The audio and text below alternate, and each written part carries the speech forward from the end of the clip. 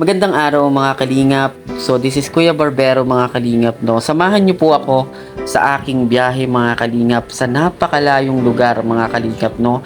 Habang tayo ay bumabiyahe at namamasyal sa tila kabundukan na daan mga kalingap, no.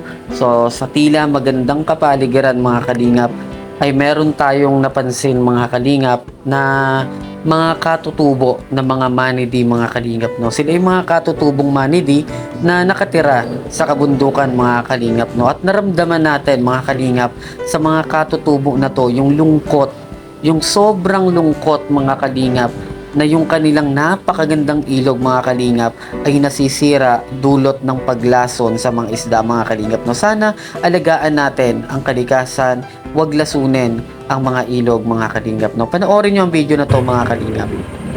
Nanguhuli ka isda? Ah. Anong barangay na to yung nasa unahan? Pero Bato Balani pa rin. Ang layo pala, no? Talagang ano pala dito, lugar na malayo. Kamusta naman ang buhay nyo? Ayos naman. Basta nabubuhay ng patas, ano? Kuya Albert pangalan ko, Kuya Albert. Kuya Barbero TV. Paano ang ano nyo dito? Paano ang pag bibili kayo ng ano ng bayan, nilalakad nyo lang? Medyo lang. Masama na dapat sa Batabang. Grabe rin pala ang hirap ng ano nyo dito, ano, ng sitwasyon, ano? Tinitingnan ko yung sitwasyon nyo dito, medyo parang ang hirap. Wala nang isda sa mga ganyan. Bakit? Ano nangyari na ano na? Ano yun? Pero ano yan, mga nilalason, hindi naman. Nilalason? Dapat hindi, ano? Para ma-preserve yung isda. Darating yung araw, mauubos yan. Hindi nila naiisip, ano? Sana iniingatan nila kasi sayang yung ano. Inaabuso no? Kung tutusin, kahit pamimingwit lang, okay lang sana, pero wag naman yung lalasunin. Pati maliliit niyan, ubos. Kita natin sila, ano, gusto niyo magkano? Merienda? Sige. Saging. Saging. Turon. Yan. Kaya merienda tayo. Kuya Albert ang pangalan ko. Talagang nag-aano lang talaga ako na mapasyal-pasyal sa mga lugar. Nakasama mo? Sige, kumaya. Pare. Yun na. Maliit na bagay lang yan. Basta hiling lang natin, lagi lang kayo mag-iingat. Talagang ano, baka may mga kasama pa kayo, kaya mo na. Sige na. Namasa. Oo. Saktong-sakto lang yung pag-ano ko eh. Dito yung ano ko eh. Sabi ko eh, magtitingin-tingin ako ng mga lugar. Sabi ko, nakita ko yung mga bata doon naliligo. Sabi ko, may isda pa dyan. Wala na rin daw. Talagang ubos na, no? Minsan talaga, abuso ang tao. Kaganila po sila puto ay. Ano? Kaganila po sila puto. Ay, ganun?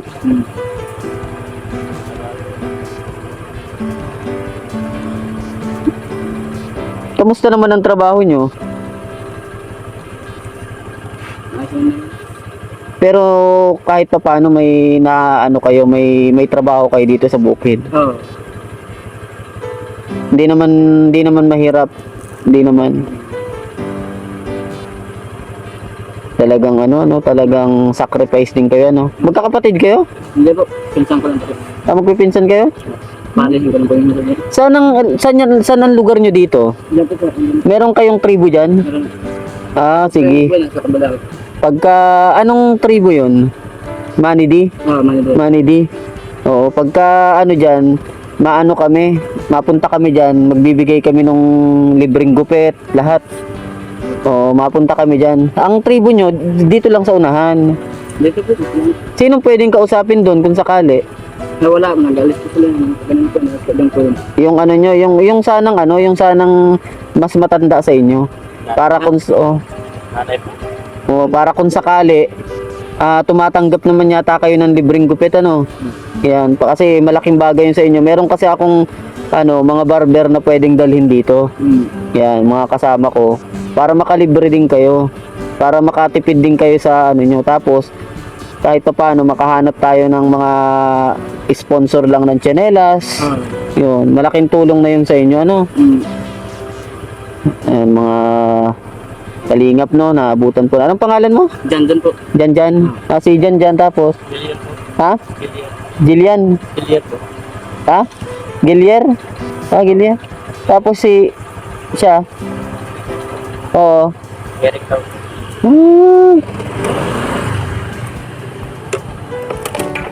Dito nga muna ako. Titingin-tingin muna ako. Maaga pa naman. Wala.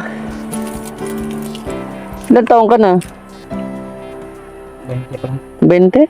May asawa ka na? Wala pa. Wala. Huwag ka muna mag-asawa. Mahirap din ang buhay ngayon. Talagang, sobrang hirap ng buhay ngayon. Yung bigas lang, magkano na? 60. Di ba?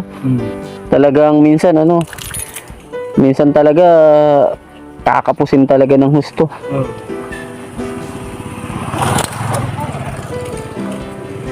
Paano yan? Pag lumalabas kayo, may service kayo? Wala. Ang hirap niyan. Sa biyahe. Pero kayo, ang palad nyo kasi pinalaki kayo na na may respeto sa tao. Yun ang kagandahan sa inyo. Hindi kagaya nung iba na mga nasa labas, walang mga respeto. Kayo, marespeto kayo sa magulang. Mapalad pa kayo kung tutusin, malayo kayo dun sa mga social na na mga taong gumagawa ng masama, di ba? Kaya napakapalad nyo pa. Kung tutusin, ang sarap mabuhay sa sa bundok. Kung tutusin, kung meron nga lang akong lupa sa bundok, doon na lang ako magbabahay. Mas simple, mas tahimik, no? Hindi na kayo hindi na kayo nag-aral. Kahit elementary? Bakit? Ay, dati po nag-aaral po kasi kaya hindi ako gusto ko magtrabaho eh. Dahil sa hirap ng buhay.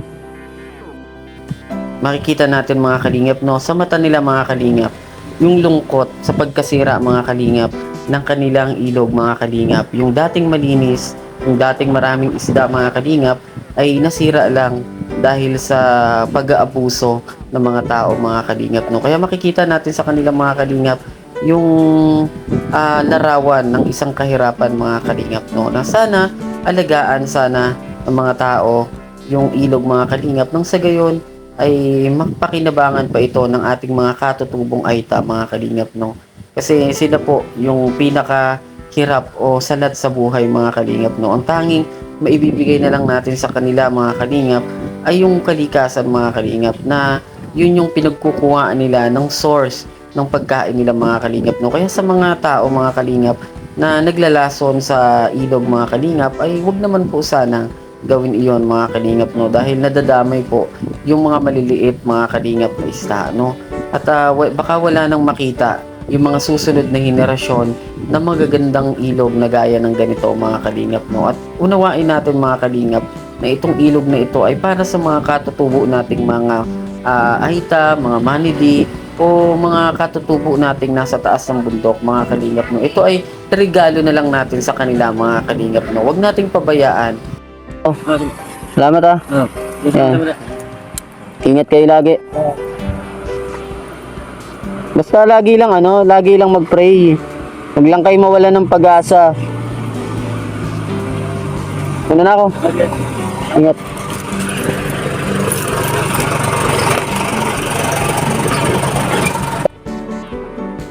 Ingat kayo lagi. Lagi lang magtiwala, no?